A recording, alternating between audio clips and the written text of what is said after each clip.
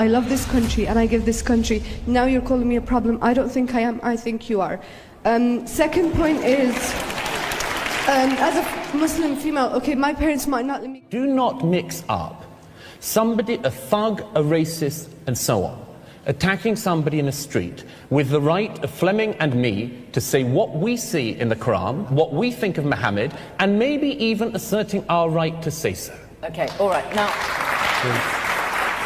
Get ready to hear Douglas Murray speak the unfiltered truth in this clip. Murray tackles the topic of immigration and shares thoughts that many people have but don't dare to voice aloud.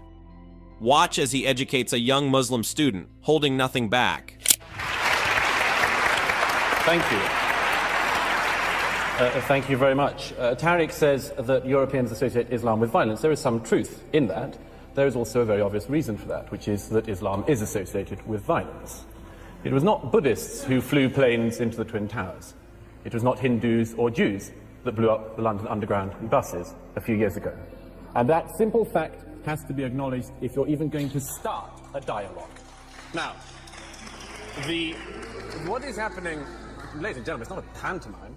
I'd argue that Europe has done not too badly, considering the circumstances. In the middle of the last century, there was an almost negligible Muslim presence in Europe. At the turn of the 21st, in Western Europe alone, there were 15 to 17 million Muslims. That's a very fast migration, ladies and gentlemen, one of the fastest in human history.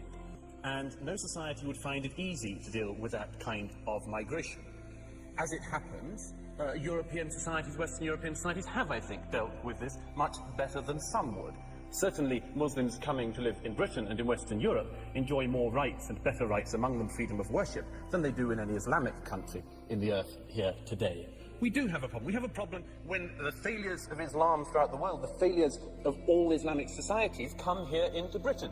Their intolerance of freedom of conscience, their intolerance of apostates, their intolerance of freedom of expression and freedom of speech, their intolerance of minorities, other religious minorities, sexual minorities, their intolerance of gays, their dislike and distrust of half of the population, women, and many, many other things. And the call, what's more, for a parallel legal system within Britain and European societies. This is monstrous. No other group behaves like this, asks for parallel laws. This is a fundamental problem, and it's one we're going to have to deal with. It's a problem between a society, Western Europe, that believes that laws are based on reason, and Islam that believes that they are based on revelation.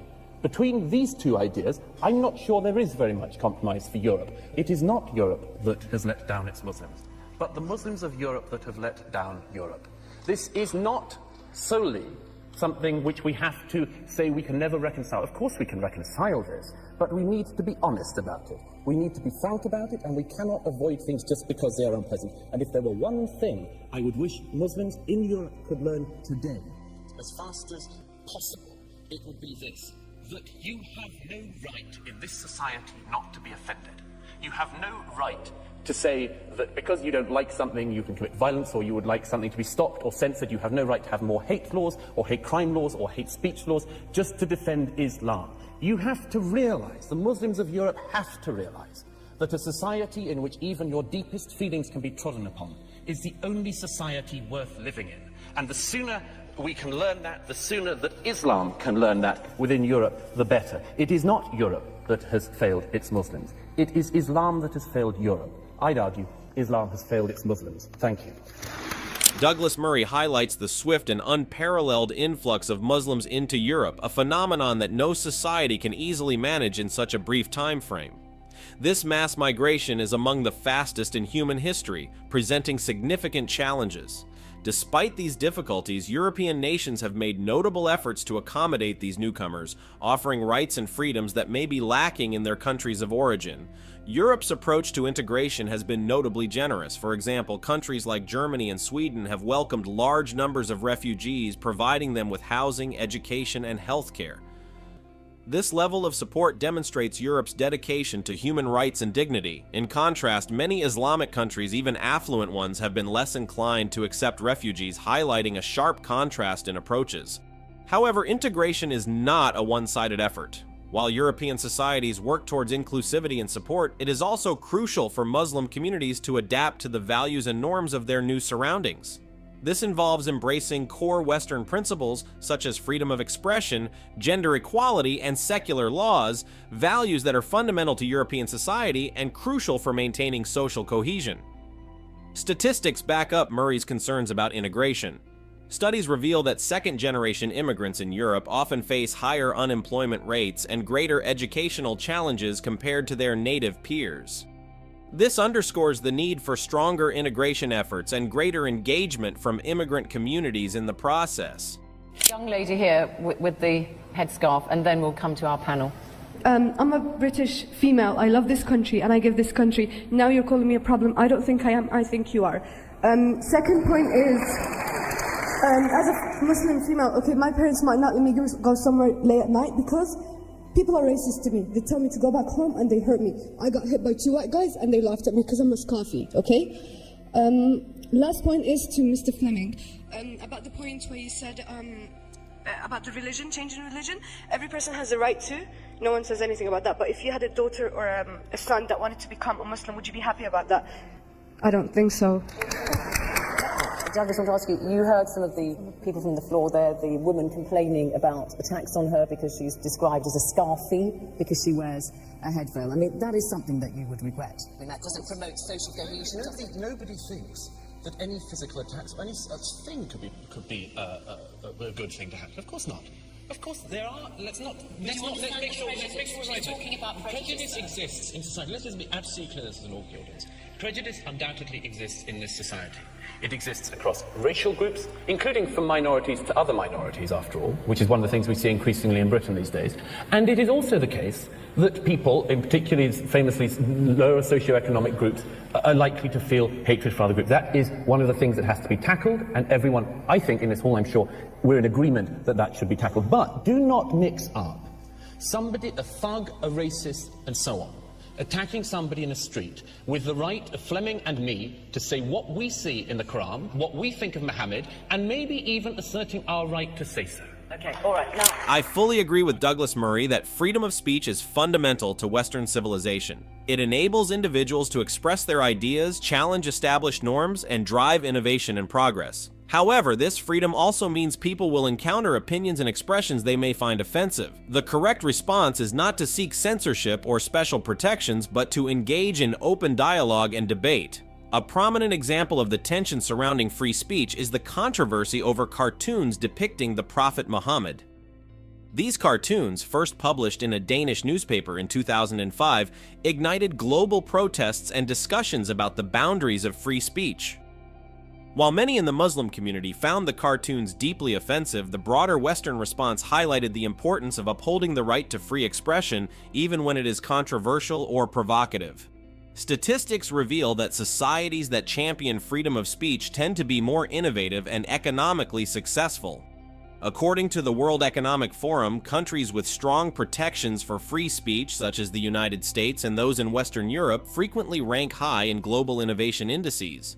This connection underscores the importance of fostering a culture where ideas can be exchanged freely. Notable figures have supported Murray's viewpoint. For example, Salman Rushdie, who faced death threats over his book The Satanic Verses, has consistently advocated for the importance of free speech. Rushdie argues that yielding to demands for censorship only strengthens those who wish to silence dissenting voices. He emphasizes that a free society must remain resolute in defending the right to critique and question all beliefs, including religious ones. I imagine that if the motion we had here tonight was Christianity as a religion of peace, we get to the Q&A, perhaps even before, and somebody would say, if the other side were arguing for that, somebody would say, what about the Crusades? What about that? And then there'd be some other clever clerks who'd say, what about that Florida pastor the other week? That was a nasty business. That's Christianity for you. If we'd had tonight Judaism as a religion of peace, the other side were trying to argue that. sure as anything. There'll be people popping up in the hall tonight saying, oh, there's this bit in one of the Old Testament books, really, really bad. All sorts of massacres going on. Why don't you talk about that? There might even be people trying to say that the argument that Judaism was a religion of peace couldn't be argued, because people would say, look at what Israel is doing, and isn't that a direct response, and so on. So let's not have a debate about Islam and whether or not Islam is a religion of peace without talking about the facts to do with Islam. It's an absurd situation where nothing that anyone does whilst being Muslim is any responsibility of Islam's. Yet anything anyone does whilst being a Christian or a Jew is responsibility of all Christians, all Jews. Let's make this as straightforward as I can. Take the categorization that eminent scholars like Bernard Lewis, Ibn Waraq have made. Let's say Islam is a very, very complex thing. And the best way I can do this in the very short time I have is say you have three Islams. Islam 1, 2 and 3. Islam 1, the Quran and the life of Muhammad and the Hadith. Islam 2, the tradition of the Sharia. Islam 3, what Muslims do now. The first of those things, Islam, the Quran and so on, is bad. It is bad. There is a lot of violence in it. And what's worse, the peaceful verses are superseded by the violent verses. The violent verses also, sadly, are more numerous in number. Then you've got the life of Muhammad. Again, a bad man. A very bad man, it has to be said. Not a great role model, if you look at it. It takes child brides, abuses a small girl, multiple wives, himself a warrior, himself a war criminal, himself beheads Jews. This, I would have thought, would be a signal of not great peacefulness. Then you've got the tradition of the Sharia. Again, not great peacefulness. Still, no schools of Sharia that people in this hall would want to submit to. And thirdly, what Muslims do now, thankfully, there is some hope in that one. Because most Muslims, thank goodness, I almost said thank God, but old habits die hard. Most Muslims don't do what those... Douglas Murray challenges the notion that Islam is inherently a religion of peace. He cites specific verses from the Quran that appear to endorse violence and examines the historical life of Muhammad, who, according to some interpretations, engaged in acts of war and conquest. Murray contends that a thorough understanding of Islam's role in contemporary conflicts and terrorism requires a critical examination of these elements of Islamic history and scripture. For example, Murray often references verses from the Quran, such as Surah 95, which states, "And when the sacred months have passed, then kill the polytheists wherever you find them, capture them and besiege them, and lie in wait for them at every place of ambush."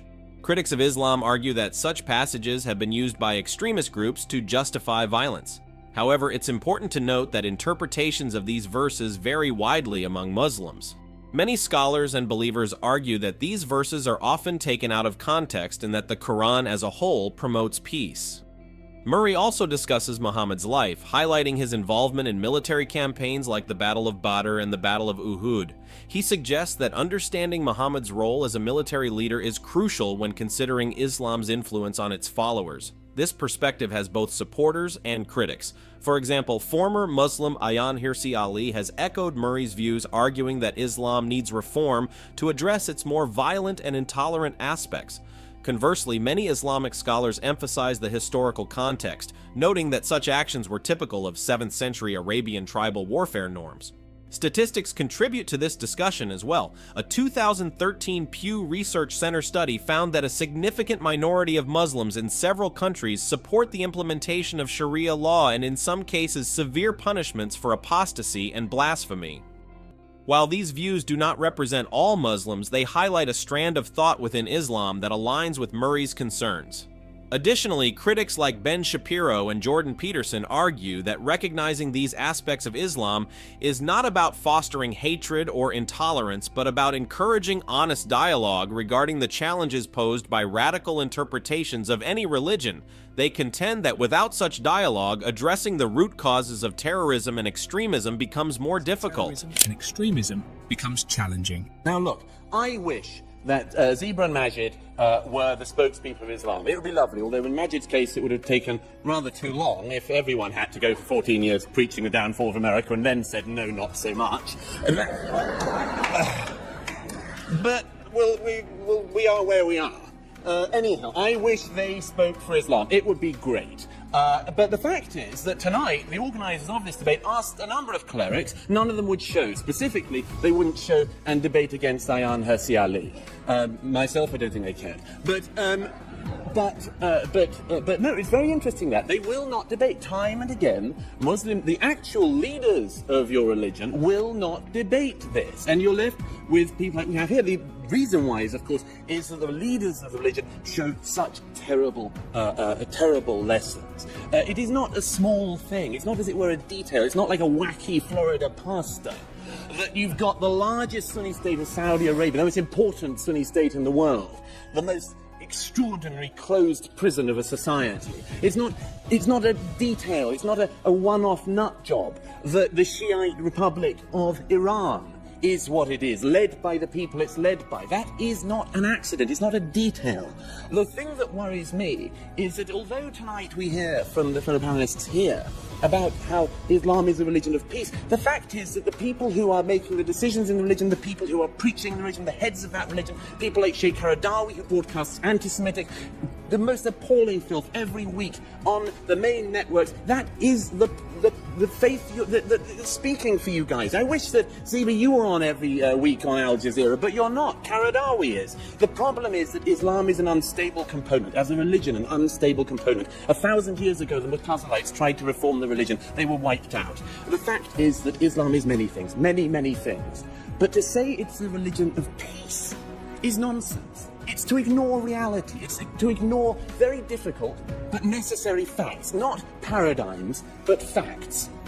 To say that Islam is a religion of peace is to say something based entirely on hope. It's to elevate a hope into truth. And I hope, as you all know, history teaches us that's a very bad thing to do. Thank you. Douglas Murray examines the considerable impact of radical elements within Islam. He observes that extremist groups such as ISIS and Al-Qaeda, though they represent only a small fraction of the global Muslim population, significantly shape the global perception of Islam. These groups commit acts of terror and attract substantial media coverage, often overshadowing the peaceful majority of Muslims. This distorted view can make the actions of a few seem representative of the entire faith. A report from the Global Terrorism Index 2020 supports this, showing that Islamic extremist groups were responsible for most terrorist attacks worldwide over the past 2 decades. This underscores that while the vast majority of Muslims are not involved in terrorism, the small minority that is can cause significant harm and exert considerable influence.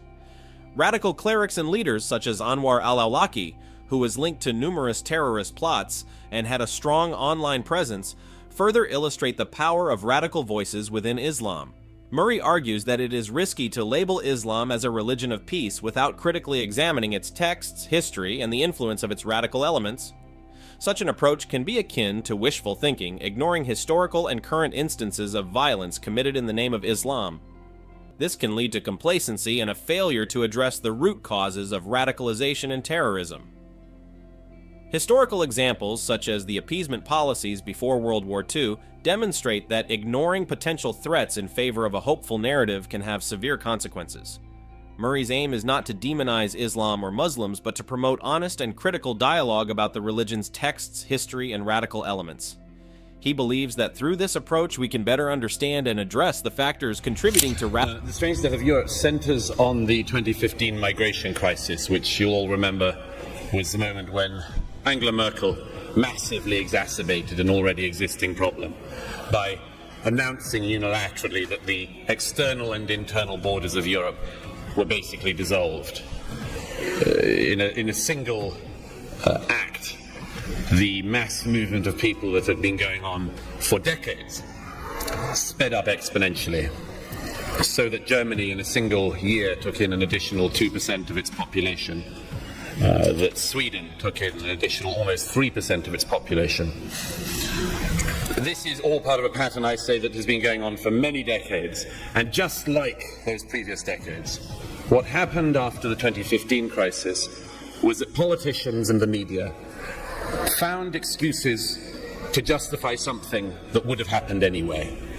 So, for instance, German citizens and others were told that this mass migration, millions of people into Europe, would be a net economic gain for their society, that it would enrich their society. Now, actually, all of the studies that I've gone over in this show that, at best, most such migration cannot be called to be any kind of economic gain. A study in Britain showed that over a 15-year period, migrants took out 95 billion more in services than they put in taxation. And of course they would. If you go to another country, you don't speak the language, you don't have the skills, it's going to be a very long time before you've put in anything into the welfare system remotely like the amount that you and your family will have taken out. But this is one of the arguments that are made. And by the way, just as in all of the decades after the war, so in the post-2015 moment, the governments that came up with these explanations had to hedge around the facts, so that just like the Labour government after 1997, they had to pretend that the average migrant was a Luxembourgian hedge funder. And this is just one of the lies that gets told to the people. Douglas Murray points out that politicians often claim that an influx of immigrants will solve labor shortages, enhance the tax base, and drive economic growth. However, the situation is more complex. Many immigrants, particularly those lacking skills or language proficiency, rely heavily on social services when they first arrive. And this reliance can persist for years, placing a significant strain on the host country's welfare system. For instance, a study in the United Kingdom found that immigrants from outside the European Economic Area, EEA, had a net fiscal cost, meaning they utilized more public services and benefits than they contributed in taxes over a 17-year period. Specifically, non-EEA immigrants cost the UK government around £118 billion.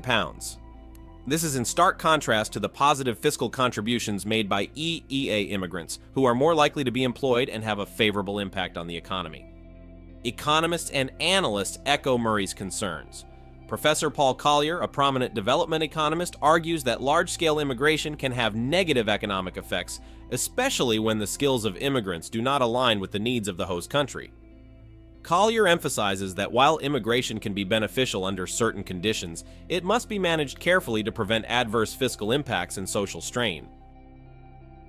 Because once that one is shot down, once, for instance, you notice that the number of people who've been added to Germany's welfare bill in the last year is almost exactly the number of the people who came in 2015. Once you go over that lie, you get to another one, which the German people and others were told, which is that we are an aging population, we are a greying population, and that therefore we need, obviously, to bring people in to keep us and our society into the standards to which we've become accustomed. Of course, this argument always ignores one extraordinary thing which none of the politicians ever seem to be able to recognize, which is the startling fact that migrants get old as well. It's amazingly enough, it's not just us Europeans who suffer the aging process. Who knew? But of course, if you do believe in that idea that you need to keep on bringing people to keep yourself in the custom that you're now used to, you get what I describe as the pyramid problem in migration. You keep having to bring in more and more people all the time to keep yourselves in that sustainable societal moment. But so if once you get the one of, well, okay, maybe they don't make us richer, maybe the aging population thing doesn't work, you get to another one, which is diversity. It doesn't matter if we're financially poorer. It doesn't matter because we're so much more culturally rich. Now, I should say that there is something in this. What society, Europeans certainly wouldn't do, is what society doesn't want to know as much of interest and culture as the world has to offer. Who doesn't want to know as much about the world and about the ideas of the world as possible? But, of course, the first person from, for instance, India to bring Indian cuisine into the UK does an interesting service, vimms up the local cuisine. It's not the case that the next 100 Indians who come in, for instance, bring 100 times more interesting cuisine. It's not the case that the first Sudanese poet who enters the UK massively brings interest to your country, and that the next 1,000 people from Sudan continue to just bring ever richer versions of the poetry of Sudan. And by the way, please don't ask me to name my favorite Sudanese poet. Politicians often argue that bringing people from diverse cultural backgrounds into a society enriches it by introducing new perspectives, traditions, and innovations. While cultural diversity offers many benefits, it also presents significant challenges and potential drawbacks, particularly if not managed effectively. One major concern with cultural diversification through uncontrolled immigration is the strain it can place on social cohesion. Societies thrive when there is a shared sense of values and a common identity. Rapid and large-scale immigration can disrupt this balance, leading to fragmentation and a lack of social unity. For instance, when different cultural groups maintain separate identities and values, it can result in parallel societies within the same country. This phenomenon is evident in parts of Europe where significant immigrant populations live in isolated communities with minimal interaction with the native population, causing misunderstandings, distrust, and even conflict. In Germany, a study by the Friedrich Ebert Foundation found that areas with high concentrations of immigrants experienced increased social tension and lower levels of social trust. This is partly due to the fact that cultural differences can exacerbate feelings of exclusion and alienation among both immigrants and native citizens. Additionally, a report from the Pew Research Center revealed that public opinion in many European countries has become increasingly critical of immigration, with concerns about its impact on national identity and social cohesion. Cultural diversification can also create economic challenges. While diverse workforces can foster new ideas and drive innovation, they can also lead to workplace conflicts and communication barriers. For example, a study by the Harvard Business Review found that while cultural diversity in the workplace can boost creativity and problem solving, it can also result in misunderstandings and conflicts if not managed properly. This is just a part of that. Like they also say, you also notice, by the way, that this is always a one-way street. Not once in my adult life have I heard anybody say that the thing that Eritrea needs most is an injection of Welshmen. That they just could do with some Welsh cooking. Or singing. Nobody says this. Nobody says, as Mark Stein and I were saying in the conversation recently, nobody says, the thing that the Somalis really need is a bit more Bach. I actually think it'd be nice for them if they had a bit more Bach. But nobody thinks that's an appropriate way to say it. But Europeans are told there's something hollow at our heart, as if we in Europe, the culture of Dante and Goethe and Bach, has some kind of diminishment, something hollow at its centre that needs filling by the world. And then you get to another stage in this, which is, okay, maybe it doesn't make you richer. Maybe the ageing population thing does fall apart. Maybe the diversity thing isn't all it's cracked up to be. Or, as I put it at one point in my book, maybe we have to just do an agreement that this is a quid pro quo. We have a bit more gang and beheading than we used to have, but then there's a wider range of cuisines, so who's to... Life's all swings and roundabouts, so... But then you get to the last stage of that, which is the one that politicians now say and speak to us about, which is, okay, maybe none of these things are the case. Well, suck it up. This is globalization. This is going to happen anyway. This is a hell of a way to speak to the general public about their and their children's future. And it is only said, once again, to the peoples of Europe in this tone. You're about to watch Douglas Murray thoroughly educate an uninformed globalist on the fundamentals of immigration and globalization. Using sound logic and solid facts, Murray dismantles her arguments and offers a crucial perspective that everyone should hear. He doesn't hold back. I think the whole immigration debate needs to be put in a broader context in which migrants have been consistently scapegoated. So we've seen migrants blamed for low pay, we've seen them blamed for crumbling public services, and what's actually going on, all the evidence shows from the LSE to the OECD that migrants aren't a significant factor in low pay, and that it's underinvestment in our public services that's leading to them to collapse. So I think that there are a number of things going on with people's cultural anxiety. I think that is a real thing. I'm not denying that it is. And we need to look at the other factors alongside immigration. But just to talk about immigration first, I think that the whole immigration debate, it needs to be recognised. Zubaida Haq from the Runnymede Trust has talked about this, that anti-immigration sentiment is not always correlating with the numbers of immigrants in the country. So if you go back to 1978, you will see that when there was net migration was 0, you will see that 70% of people in Britain said that they felt that their culture was being swamped by migrants. So what that tells us is that we need to be recognising that anti-immigration sentiment is very deeply entrenched in this country, and we need to be addressing.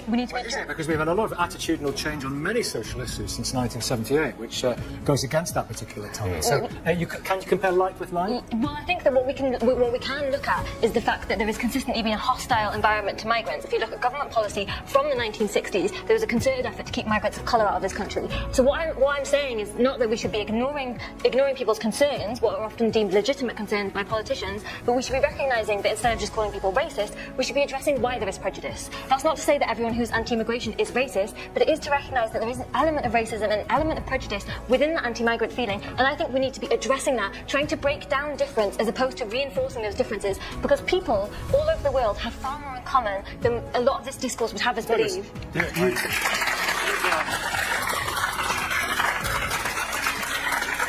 You've written about the challenges, the cultural challenges. What would you say to Maya? What would you say from Maya? I entirely disagree. I think you would be hard-pushed to find a single country in the world that has been as tolerant and as welcoming of migration as this one. I cannot think of one anywhere in the world. I've travelled widely, not just on our continent, but across the world, and I can assure you that if the numbers that came into this country over the post-war period up to now had gone into any other country in the world, we would be seeing a very different response. And I think this is a knee-jerk assault on the British people, which is continuing and should stop. We were talking earlier about some of the economic implications. The economic implications of globalisation include the possibility that people born in this country, at the same time as somebody in this country has a child, they are competing with dozens of other children around the world to get to the lifestyle benefits that people across the world would dream of and which people in this country think is their birthright. And that's changing. And that's going to change across all sorts of parts of the developed world. And one of the things that makes that change far, far more painful is the idea that it will happen simultaneously with an assault on their identity. Because people can potentially take the stagnation of wages, they can potentially take the living standards questions, but if at the same time you say, oh, and by the way, maybe we don't always say you're racist, but we sort of imply it, then I think you're going to build up a lot of problems for the future. And by the way, very quickly on your 1970s point, one of the things about migration is it takes a long time for that effect to happen. If you look at the opinion polls on migration in this country that followed the influx after the Blair government, it took time for people's attitudes to, as it were, harden on migration, precisely because the impact of that migration takes the time to happen. So as well as it were, misrepresenting the facts, I think we just have to be extremely careful not to say, this country, which is, as I say, the most tolerant country in the world, is in fact the most bigoted, because if you travel anywhere around the world, you will see a very different... Douglas Murray strongly challenges the view that British society is inherently anti-immigrant, highlighting the UK's long history of tolerance and integration in comparison to global standards. He argues against the idea that anti-immigration sentiment is solely based on prejudice, suggesting instead that it often arises from genuine concerns about rapid change and integration difficulties. It's important to consider the broader social dynamics when discussing immigration in the UK. Research shows that public worries about immigration are frequently more linked to sudden changes in local demographics rather than the total number of immigrants. For example, a study by the Migration Policy Institute indicates that abrupt demographic shifts can unsettle native populations, who may feel that their cultural norms and economic stability are at risk. This unease often revolves around the speed and scale of change rather than the origins of new residents, creating a sense of lost community identity. Data from the British Social Attitude Survey reveals that concerns about immigration are often related to anxieties about integration and the perceived effects on public services and job markets rather than outright xenophobia. For instance, the survey shows that a significant portion of the population supports immigrants who contribute economically or integrate well into the cultural fabric. Quite frankly, I don't agree with this idea that we're bringing the rest of the world where we're leading. If you look at the history... Are we leading? No, if you look at the history of the British Empire, what you'll see is actually a very bloody history. And now, I mean, I think that it's... In terms of LGBT, in terms of women... I think that racial attitudes, actually, if you look at the British Social Attitudes Survey, there is increasing people who say that they are intolerant and do not like people of different races. So that is actually increasing. So I think there's a problem. There has been an upward blip in a long downward trend. An upward blip because the change has been so radical and rapid. Well, we can't ignore that. And to come back to Douglas's point originally, which I think we need to probe more, is this idea that... Probe away. Is that this idea that British society, he listed the monarchy, he listed Parliament, that is somehow under threat from people from Eritrea, Ghana and Myanmar. That's not clear to me how that's the case. You've listed all these institutions, but you haven't really explained exactly what it is that is under threat from these people. Quick answer, Douglas, because he's had a direct challenge there. And then Sam, I'm going to come to, and Linda, I'm going to go Linda first, then Sam, but Douglas, answer that direct challenge from Maya. You can do it on all sorts of things. You can do it on historical attitudes, or you can do it on, for instance, current social attitudes, which is, I'll throw out as one example. And take an example that Nikki just cited of tolerance. I think we agree in Britain that we're a tolerant country, we're meant to be a tolerant country, we try to be a tolerant country, and so on. There's been polling in recent years that actually shows that the more immigration you have, the less tolerance you have on certain issues, not because we, the British people, have become intolerant, but because people come with views of their own. Let me give you a very quick example. A poll carried out 2 years ago by YouGov asked people their opinions on homosexuality. Morally acceptable or morally not acceptable. Across the country as a whole, about 14% of the British people say homosexuality not morally acceptable. In London, it was double that. Why would that be? Is it because London, the capital city, is just a particular home of homophobia? Or might it be, as I would suggest it is, because people come into the country with attitudes of their own? And you may deprecate that, and I deprecate that, but we should at least acknowledge it, and you're trying to...